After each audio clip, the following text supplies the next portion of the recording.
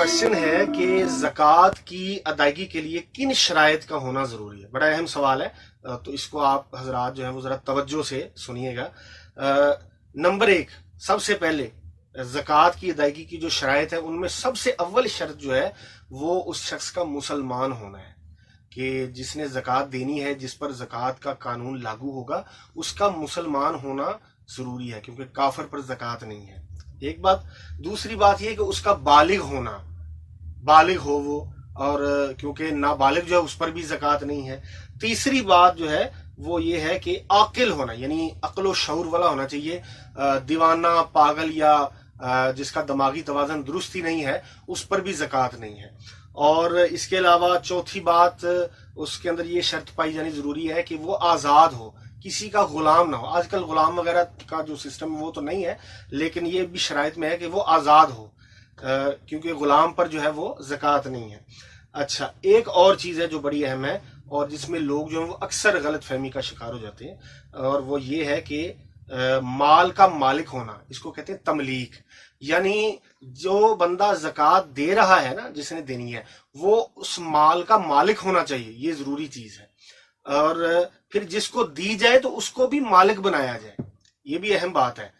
कि अक्सर हम क्या करते हैं कि हम मदारस वगैरह में जब ज़कात देते हैं तो उनके मुहतरम हजरात को पकड़ा देते हैं या कहते हैं ये मदरसे में लगा दें, तो ऐसे ज़कात नहीं होगी, बल्कि तमलीक होना शर्त है। यानी जिसको आप ज़कात दे रहे हैं उसको उस माल का मालिक बनाना ज़रूरी है, ये बात होगी। और छठी जो शर्त है वो ये है कि साहिब निसाब होना, भी जो ज़कात की अदायगी करनी है जिसने, उसका साहिब निसाब होना जो है वो ज़रूरी है। और निसाब का मैं एक क्लिप में पहले भी बता चुका हूँ, दोबारा मैं वजाहत कर देता हूँ।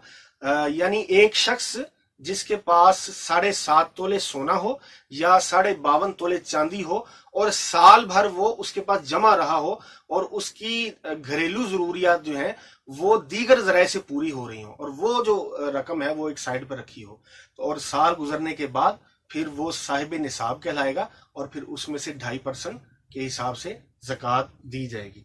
और 7वीं शर्त यह है कि साल गुजरना चाहिए, यानी वो जो माल आपके पास इजाफी रखा हुआ है वो साल गुजरने के बाद उस पर ज़कात जो है वो लागू होगी, उससे पहले ज़कात का कानून उस पर लागू नहीं होगा।